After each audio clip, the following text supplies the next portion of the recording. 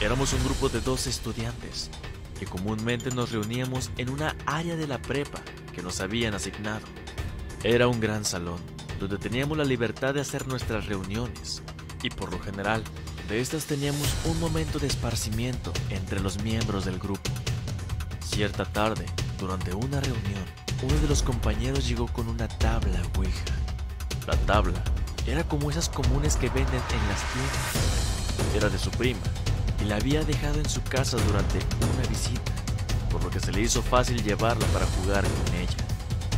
Algunos estuvimos renuentes de usar el objeto, dadas las leyendas que se decían sobre la misma, pero la curiosidad y el saber si lo que se decía era cierto hizo que varios nos pusiéramos de acuerdo para jugarla al término de las clases el día siguiente, y así lo hicimos. Todos llegaron puntuales a la cita. En el escritorio todo estaba preparado. Entre risas y nervios, se pusieron de acuerdo quién la manejaría y quién tomaría nota de las respuestas. Lo primero que preguntaron fue que si había alguien que les pudiera contestar. La respuesta fue sí. Al preguntar el nombre, el apuntador señaló Juan. Durante la sesión, se hicieron preguntas sencillas de sí y no. Pero al finalizar el juego, muchos pensábamos que el que estaba manejando la tabla era quien daba las respuestas. Al día siguiente, nos pusimos de acuerdo en hacer preguntas más difíciles para desenmascarar al compañero, y emocionados, volvimos a usar la tabla. Pero la ansiedad y el asombro no terminaron ahí. De a poco, nos fuimos enfrascando en un deseo extraño y casi obsesivo por jugar a la Ouija. Tanto que comenzamos a brincarnos las últimas horas de clase para reunirnos en torno a esta. Lo más inquietante de esta situación es que entre más preguntas personales hacíamos, esta las contestaba. Esta historia da un giro cuando de pronto la tabla dejó de contestar, quedándose estática. Pensando que era un truco, comenzamos a hacerle preguntas a Juan sobre quién era. Después de un rato, la pluma comenzó a moverse frenética, señalando las letras rápidamente. Entre lo que pudimos entender, Juan decía que era un espíritu errante que mientras vivió fue asesinado. La cosa tomó tintes siniestros cuando la pluma apuntó una dirección, la cual quedaba muy cerca de nuestra prepa. Todos nos quedamos mirando con espanto y a la vez con incredulidad al ver lo que nos pedía. Vayan al sótano. Más respuestas ahí, señaló la tabla. El lugar era una casona por la calle Licenciado J. Benítez. La casa tenía una barda de piedra y ya tenía mucho abandonada. Sin duda, con un sentimiento de emoción y duda, acudimos a la casa. Vimos que la oxidada reja de la entrada estaba caída, dándonos acceso, por lo que caminamos al interior en medio de la maleza hasta el patio trasero, donde había unas escaleras derruidas que daban acceso a un pequeño sótano bodega. Al bajar, en este punto, pensamos que todo aquello era una locura, pero algunos de los compañeros instaban en seguir hasta saber la verdad.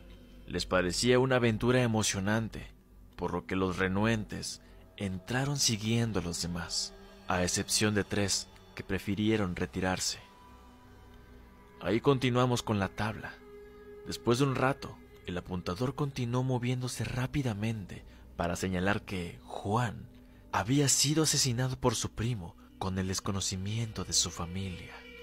La respuesta nos azoró y pensamos que era un buen momento para dejar todo por la paz. Sin embargo, una compañera preguntó a la tabla por qué la intención de llevarnos a la casa. La respuesta nos dejó fríos. Sus 3 compañeros tuvieron un accidente. De inmediato y sugestionados, salimos corriendo de la casa para buscar a nuestros compañeros. Uno de ellos tenía carro y quedó de llevar a los demás a sus casas.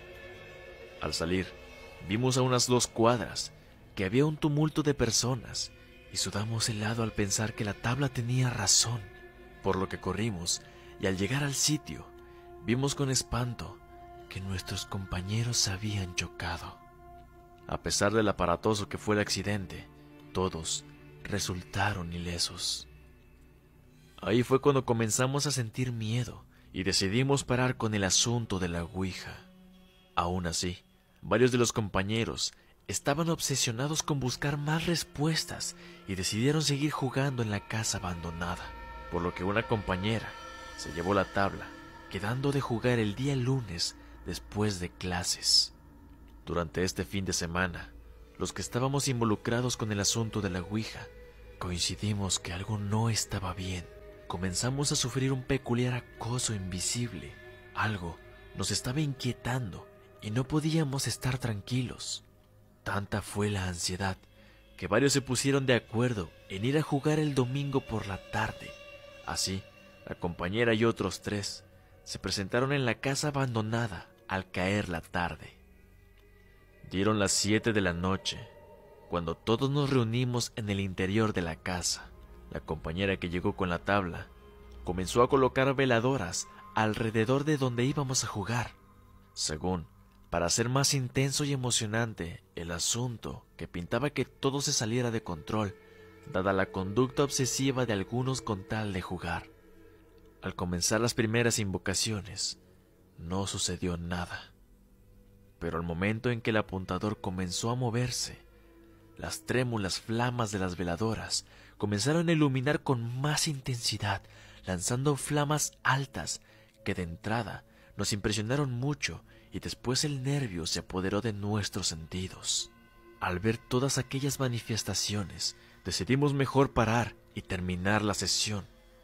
Al hacer esto, unos gritos horribles hicieron eco en toda la casa. Estos provenían de alguna habitación. Todos callamos viéndonos asustados, intentando comprender qué había sido ese grito. De inmediato nos levantamos, pero antes de correr, vimos con espanto que nuestra compañera se había desmayado frente a la tabla, por lo que frenéticos intentamos reanimarla sin éxito. En este punto decidimos marcharnos y llevarnos a nuestra compañera casi a rastras. Logramos salir de la casa. Estando afuera, ella recuperó el sentido, diciendo que no recordaba nada, que al momento de vernos asustados, todo se volvió negro y no recordaba nada más. Decidimos llevarla a su casa y olvidar el asunto. El día lunes, cuando todos nos reunimos, contamos la experiencia y los compañeros discutían sobre el asunto de la tabla y lo que harían con ella. Al final, todos decidieron seguir jugando en la casa y preguntarle al espíritu de Juan qué había sucedido la noche anterior. Así lo hicimos. Volvimos de nuevo al lugar y luego de mucho rato intentando contactar al espíritu, este por fin contestó. El apuntador empezó a hacer círculos en la tabla mientras preguntábamos qué le había pasado a Juan. Lo que contestó salió de toda proporción. No soy Juan. Al darme cuenta de la magnitud de mis actos, corrí a las habitaciones de mis hijos y los estrangulé para después suicidarme. Todos nos quedamos atónitos a lo que el espíritu revelaba, y cuando preguntábamos qué era lo que quería de nosotros, la tabla tan solo nos respondió: lo sabrán. Y no dijo nada más. Todos salimos del lugar sin decir una sola palabra. Al llegar a la prepa, iniciamos un debate sobre lo que habíamos leído. En cierto momento de la acalorada discusión, la compañera que había estado en la tina junto a la tabla, de pronto se quedó estática y sus ojos se volvieron blancos al tiempo que caía al piso en medio de convulsiones. La misma compañera que anteriormente se había desmayado en la primera casa.